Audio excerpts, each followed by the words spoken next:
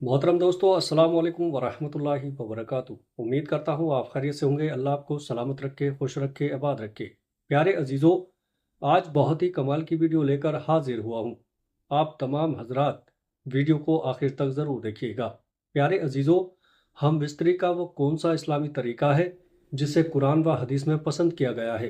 प्यारे अजीज़ों, कुरान हदीस में हम बिस्तरी करने के दो ऐसे तरीकों को बयान किया गया है जिनको तकरीबन हर औरत पसंद करती है। दरअसल मियाँ बीवी से ताल्लुकात के कुछ ऐसे मसाइल हैं जिनका जानना हर मुसलमान मर्द और औरत के लिए ज़रूरी है। मसला याद रहे कि शादी से पहले मियाँ बीवी और औलाद के हुकूक के मसाइल सीखना फ़र्ज है।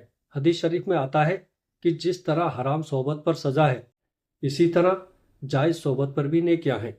हज़रत सैयदना जुनैद बगदादी रहमतुल्लाह अलैह फरमाते हैं कि हर इंसान को जिमा के ऐसी ही ज़रूरत है जैसे गिज़ा की, क्योंकि बीवी के तहारत का सबब है।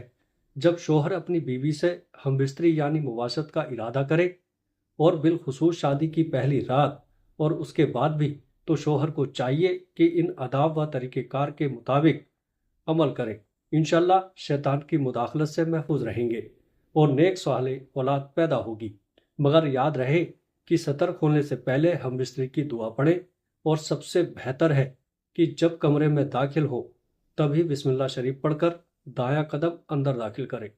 प्यारे अजीजों, अगर हमेशा ऐसा ही करता रहेगा तो शैतान कमरे से बाहर ही ठहर जाएगा, वरना वो भी आपके साथ शरीक होगा। वाह रिवायत तफसीर नईमी। प्यारे अजीजों, औरत के अंदर मर्द के मुकाबले 100 गुना ज्यादा शहबत है, मगर इस पर हया को मुसल्लत कर दिया गया है। तो अगर मर्द जल्दी फारिग हो जाए तो फौरन अपनी बीवी से जुदा ना हो, बल्कि कुछ देर ठहरे फिर अलग हो। फतावा रिजविया में है कि जिमा के वक्त किसी और का तसव्वुर करना भी जिना है और सख्त गुनाह है। जिमा के लिए कोई वक्त मुकर्रर नहीं। हाँ, बस इतना ख्याल रहे कि नमाज फौत ना होने पाए, क्योंकि बीवी से भी नमाज, रोज़े, एतिकाफ, हैज़ व नफास और नमाज के ऐसे ऐसे वक्त में सोबत करना कि नमाज निकल जाए हराम है। मर्द और औरत को एक दूसरे का सतर यानी शर्मगाह देखना और छूना जायज़ है, मगर हुक्म यही है कि मुकाम मखसूस यानी शर्मगाह की तरफ ना देखा जाए। इससे नाफिजा कमज़ोर होने का मर्ज लाहक होता है और निगाहें भी कमज़ोर हो जाती हैं। हम बिस्तरी से फरागत के बाद मर्द और औरत को अलग अलग कपड़े से अपनी शर्मगाह साफ करना चाहिए, क्योंकि दोनों का एक ही कपड़ा इस्तेमाल करना नफरत और जुदाई का सबब है। प्यारे अजीज़ों, हम बिस्तरी से एहतिलाम अंजाल यानी मनी खारिज होने के बाद या दूसरी मर्तबा सोबत करना चाहता है, तब भी शर्मगाह को लाजमी धो ले, कुछ वक्फा देकर, और बेहतर यह है कि वुज़ू कर ले, वरना होने वाले बच्चे को बीमारी का खतरा है।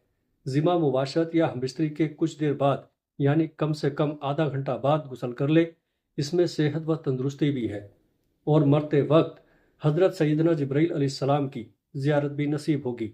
प्यारे अजीज़ों, जिमा के फ़ौरन बाद पानी पीना सेहत के लिए मुफीद नहीं, लिहाजा कुछ वक्फे के बाद पानी पी सकते हैं। इस्लाम इंसानी ज़िंदगी के तमाम तकाज़े व खूबी पूरा करता है, बल्कि ज़िंदगी के तमाम उमूर के लिए पाकीज़ा उसूल और फितरी निज़ाम पेश करता है। अल्लाह ताला हक बात कहने से नहीं शर्माता, इसलिए हमें अपने पैगंबर के ज़रिए ज़िंदगी की हर छोटी से छोटी और बड़ी से बड़ी बात बता दी। निकाह और बीवी से जिमा शर्मगाह की हिफाजत के साथ एक जायज़ नस्ल का सबब है। फिर अल्लाह इतनी बड़ी बात कैसे नहीं बताता। यह भी हमें बता दिया कि पैदाइश के बाद जब कोई जवानी की दहलीज पर कदम रखता है तो उसे फितरी सुकून हासिल करने के लिए शरीक हयात की ज़रूरत पेश आती है। प्यारे अजीज़ों, इस्लाम ने शरीक हयात बनाने के लिए निकाह का पाकीज़ा निज़ाम पेश किया है। जिस तरह इस्लाम ने निकाह का पाकीज़ा निज़ाम दिया है, इसी तरह जिमा के बाद भी साफ़ सुथरी और रहनुमा वसूल दिए हैं, और इन वसूलों की जानकारी हर मुसलमान मर्द औरत पर ज़रूरी है। यहूदियों का ख्याल था कि बीवी की अगली शर्मगाह में पीछे से जिमा करने से लड़का महंगा पैदा होगा, जबकि अल्लाह तबारक व तआला कुरान पाक में यूं बयान फरमाता है, तुम्हारी बीवियां तुम्हारी खेतियां हैं, लिहाजा तुम अपनी खेतियों में जिधर से चाहो आओ। सूरे बकरा। इस आयत का मतलब यह है कि बीवी की अगली शर्मगाह में से जिस तरह चाहें जिमा कर सकते हैं। शोहर के लिए बीवी की अगली शर्मगाह ही हलाल है, जबकि पिछली शर्मगाह में बती करना हराम है। प्यारे अजीजों, इस बात को अल्लाह ताला ने इस आयत से पहले बयान किया है। फरमाने वाली ताला है कि लोग आपसे हैज के बारे में सवाल करते हैं, कह दीजिए कि वो गंदगी है, हालते हैज में औरत से अलग रहो और जब तक वो पाक ना हो जाए उनके करीब ना जाओ। हाँ, जब वो पाक हो जाए तो उनके पास जाओ जहां से अल्लाह ने तुम्हें इजाजत दी है। अल्लाह तौबा करने वालों को और पाक रहने वालों को पसंद फरमाता है।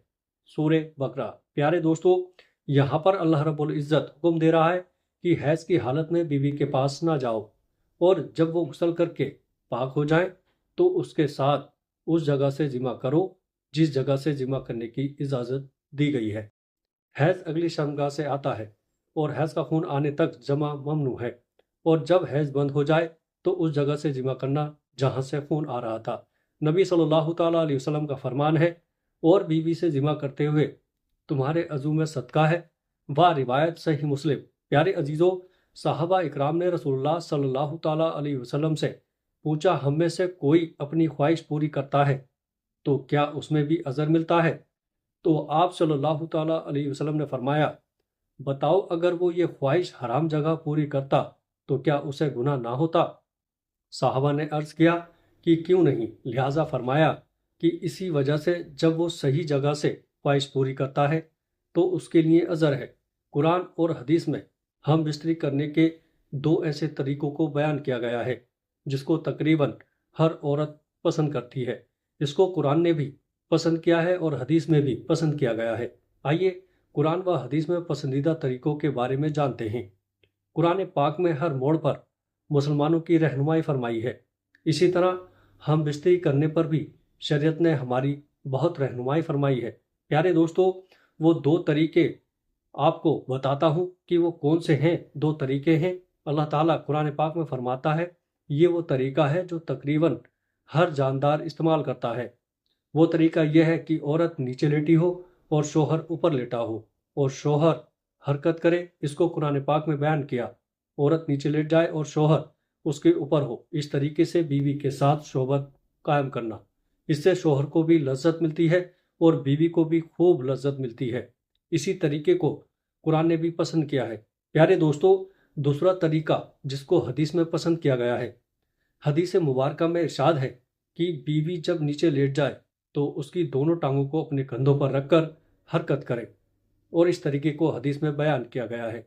प्यारे अजीजों, पहला तरीका था कि ऊपर लेट जाना और दूसरा तरीका है हदीस में वो भी यही है, लेकिन इसमें फ़र्क यह है कि दोनों टांगों को उठा लिया जाए और हरकत की जाए। ये तरीका ऐसा है कि जिन औरतों को हमल नहीं ठहरता तो बहुत जल्दी इस तरीके से हमल ठहर जाता है। प्यारे दोस्तों, ये वो दो तरीके हैं जिनको कुरान व हदीस में पसंद किया गया है। एक खातून ने सवाल भेजा और कहा, ये सवाल करने के लिए मैं बहुत शर्मा रही हूँ, लेकिन मैं जानना चाहती हूँ क्या ये गलती है या नहीं? क्या औरत अपने शोहर के ऊपर बैठकर हम बिस्तरी कर सकती है या नहीं? मैंने अपने शोहर के ऊपर बैठकर हम बिस्तरी की है, लेकिन जब हम दोनों मियाँ बीवी इस तरीके से हम बिस्तरी करने के बाद फरागत हासिल कर चुके थे तो हम दोनों एक दूसरे से शर्मिंदा हुए कि हमने बहुत बड़ा गुनाह कर लिया है। प्यारे दोस्तों, हम बिस्तरी का एक ऐसा तरीका जिसमें बीवी शोहर के ऊपर बैठकर हम बिस्तरी करे, दूसरे अल्फाज में कि शोहर लेटा हुआ हो और बीवी उसके ऊपर कोई भी तरीका अख्तियार करे और दोनों हम बिस्तर हो, तो ऐसे ही हम बिस्तरी से मुतालिक शरीयत क्या हुक्म देती है, ये सवाल था। प्यारे दोस्तों, हम बिस्तरी करते वक्त औरत मर्द के ऊपर बैठ जाए या मर्द औरत के ऊपर बैठ जाए, ऐसी सूरत में औरतों का समझना यह है कि ये गुनाह का काम है। दरअसल जिस तरह जिंदगी या हमारा समाज या जो हमारे एतराफ़ में है हम देखते हैं और अपने आबा व अजदाद से ये बूढ़ी औरतों से ये सुनते हैं, एक बात आपने जहन में बिठा लेते हैं कि बस ऐसे ही होना चाहिए। बीवी शोहर के ऊपर बैठकर अब बिस्तरी करे या शोहर बीवी के ऊपर बैठकर शराई फरीजा अंजाम दे, तो ऐसा करना हराम नहीं है, बल्कि मर्द के लिए जायज़ है कि वो जिस सूरत से भी चाहे अपनी बीवी से फ़ायदा हासिल करे। शोहर के लिए अपनी बीवी से हम बिस्तरी हर वक्त जायज़ है।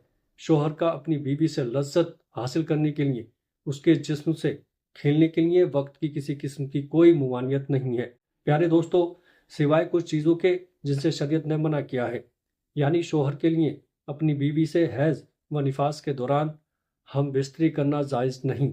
अपनी बीवी से हर तरीके पर फ़ायदा उठा सकते हैं, आगे की तरफ से भी और पीछे की तरफ से भी।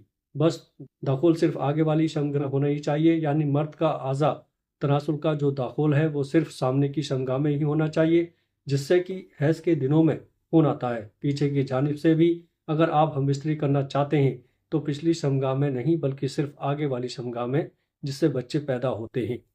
اس کی وجہ یہ ہے کہ کیونکہ اللہ تعالیٰ نے قرآن کریم میں ارشاد فرمایا کہ یہ عورتیں جو تمہاری بیویاں ہیں یہ تمہاری کھیتیاں ہیں، تو اللہ کے رسول صلی اللہ تعالیٰ علیہ وسلم نے بھی بیویوں کو کھیتیوں سے تعبیر کیا ہے۔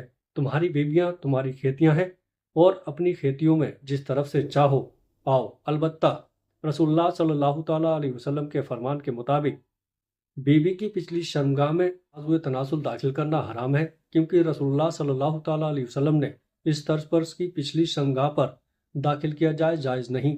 رسول اللہ صلی اللہ تعالیٰ علیہ وسلم نے فرمایا، جس شخص نے اپنی بیوی کی 2 بار یعنی پچھلی شرمگاہ میں ذمہ کیا تو اس نے محمد صلی اللہ تعالیٰ علیہ وسلم پر نازل قرآن کی نفی کر دی ہے، اور فرمایا کہ ایسا کرنے والے پر اللہ کا غضب ہوتا ہے۔ لہٰذا اگر بیوی شوہر کے اوپر آتی ہے یا شوہر بیوی کے اوپر آتا ہے یا بیوی کے پیچھے سے جو سامنے والی شرمگاہ ہے اس میں عضو تناسل داخل کیا جاتا ہے تو یہ تمام طریقے جائز ہیں اور اللہ تعالیٰ کی جانب سے اس میں کوئی ممانعت کی دلیل نہیں، سوائے بیوی کے 2 بار میں جمع کرنے کے یا حیض و نفاس کے دنوں میں جمع کرنے کے۔ بے شک اللہ تعالیٰ حق بات کہنے سے شرم محسوس نہیں کرتا۔ اللہ تبارک و تعالیٰ ہم سب کو دین اسلام کے مطابق زندگی گزارنے کی توفیق عطا فرمائے اور ہم سب کو شریعت کے مطابق زندگی بسر کرنے کی توفیق عطا فرمائے۔ اللہ تعالیٰ ہم سب کو 5 وقت کی نماز ادا کرنے کی توفیق عطا فرمائے، کیونکہ نماز پڑھنا ہر مسلمان مرد اور عورت پر فرض ہے۔ نماز ہمیں بے حیائی اور برائی سے روکتی ہے۔ پیارے عزیز دوستو، ویڈیو اچھے لگے تو آگے سے شیئر کیجیے گا۔ السلام علیکم ورحمۃ اللہ وبرکاتہ۔